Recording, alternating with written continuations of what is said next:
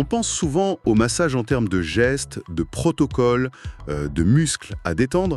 On cherche le bon technicien, quoi. Bien sûr. Pourtant, en parcourant les sources pour notre discussion, une idée un peu folle m'a sauté aux yeux. C'est un paradoxe qui revient tout le temps. Ah oui. Les meilleurs praticiens, ce seraient ceux qui, à un moment, arrêtent d'essayer. Ça semble complètement contre-intuitif. C'est le grand secret de la maîtrise, et pas seulement en massage en fait. On le voit chez les musiciens, les athlètes. On passe des années à intégrer la technique et jusqu'à ce qu'elle disparaisse. D'accord. Et les textes qu'on explore aujourd'hui sont fascinants pour ça. On a un ensemble de réflexions très profondes de praticiens, principalement de l'école art-massage, qui questionnent leur propre art. Et pour mettre ça en perspective, on a aussi une source plus inattendue. Oui, une analyse historique du simple geste de poser ses mains sur quelqu'un. C'est ça. Et c'est ça qui est passionnant. On va essayer de comprendre ensemble ce qui se joue dans cet espace invisible, au-delà de la technique pure. Qu'est-ce que ça veut dire être présent ? Et comment un toucher peut passer de, disons, simple manipulation à un véritable dialogue. On dirait que toutes nos sources pointent vers un même basculement. Un passage subtil entre faire un massage et être le massage. C'est ce cheminement qu'on va explorer. Alors, pour commencer, il y a ce concept dans un des articles qui m'a vraiment accroché. Le cap invisible. Oui. L'auteur dit que c'est pas un diplôme, pas une nouvelle certification, mais un seuil de maturité intérieure. Ça sonne bien, mais c'est un peu abstrait, non ? Oui, mais l'article donne une analogie que je trouve parfaite. C'est comme apprendre à conduire. Ah, d'accord. Au début, le cerveau est en surchauffe. On pense à chaque geste. L'embrayage, le clignotant, regarder dans le rétro. C'est une charge mentale énorme. On est crispé sur le volant, on exécute une procédure. Et on espère surtout ne rien oublier et ne pas caler au feu rouge. On est complètement dans sa tête. Exactement. Et puis un jour, des mois ou des années plus tard, on se retrouve à destination sans même avoir pensé à la conduite. C'est vrai. La technique, elle n'a pas disparu. Au contraire, elle est devenue une seconde nature. Elle est tellement intégrée qu'elle est devenue silencieuse. Pour le masseur, c'est la même chose. La connaissance du corps, les gestes, tout est là. Mais ça ne prend plus toute la place. D'accord, donc une fois que la technique devient automatique, ça change quoi concrètement ? Où va l'attention du praticien si elle est plus sur ses propres mains ? C'est là que tout bascule.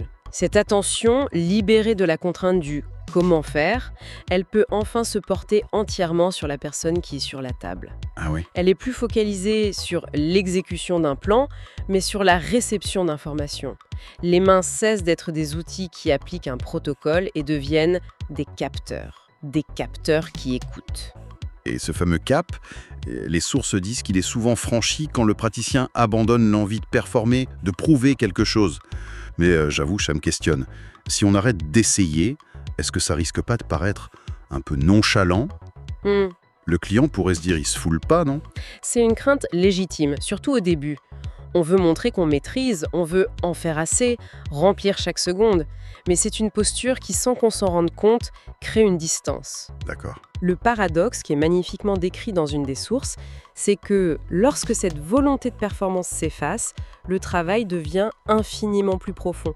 Non pas parce qu'on appuie plus fort, mais parce que la présence s'installe. Le geste s'épure, il devient plus lent, plus simple et finalement beaucoup plus juste. Plus juste parce qu'il répond à un besoin réel et pas à un plan. C'est exactement ça. Et ça, la personne qui reçoit le massage le perçoit vraiment. Totalement. C'est même la seule chose qui compte au fond. Un des articles analyse les retours des clients et c'est éclairant. Ils disent rarement « sa technique de pétrissage sur le trapèze était exceptionnelle ». C'est pas ça le sujet. Alors qu'est-ce qu'ils disent ? Les mots qui reviennent sont d'un autre ordre.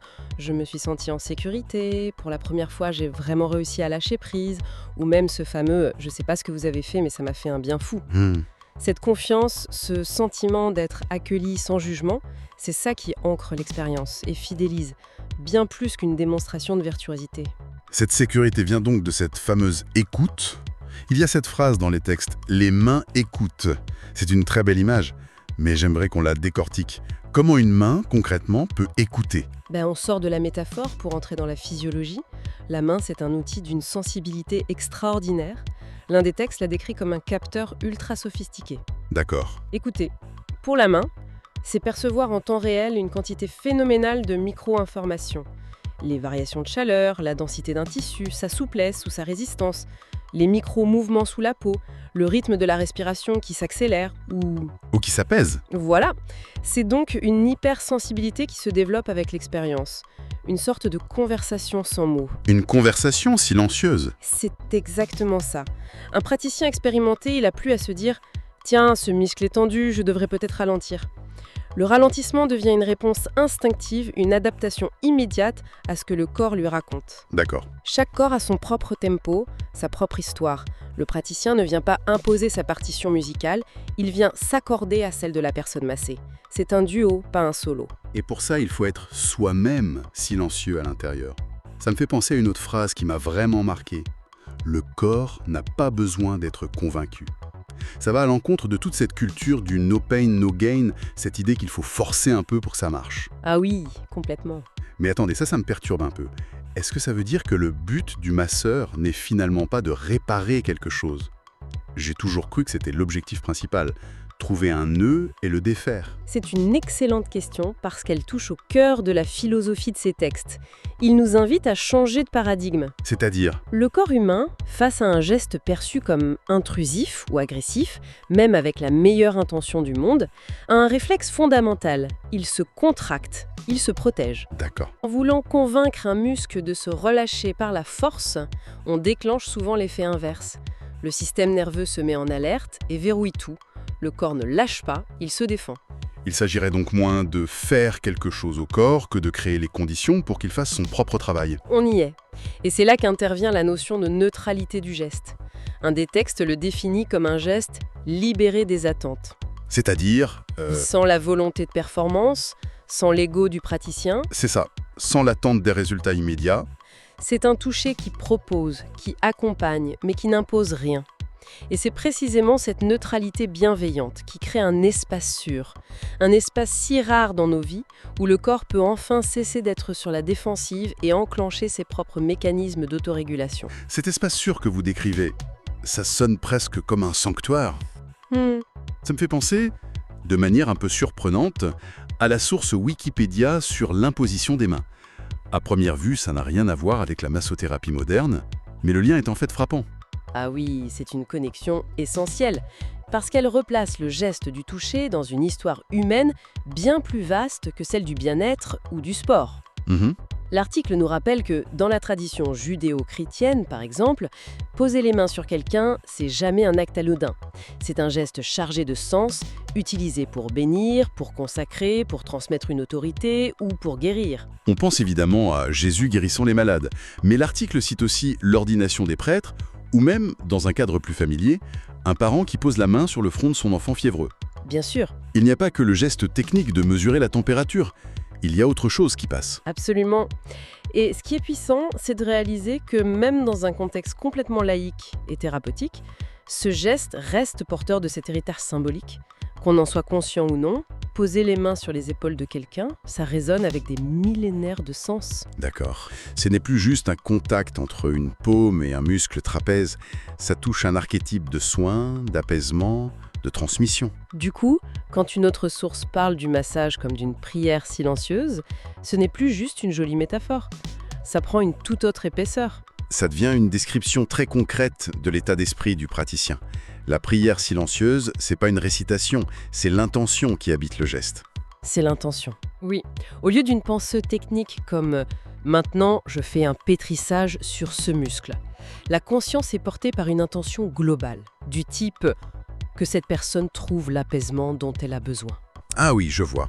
L'attention n'est plus sur l'action, mais sur la finalité bienveillante. C'est ce qui transforme le geste en un acte de respect profond. On est loin du corps-machine qu'il faut entretenir. Très loin. On est dans la reconnaissance d'une personne dans sa totalité. Une des sources le dit très bien.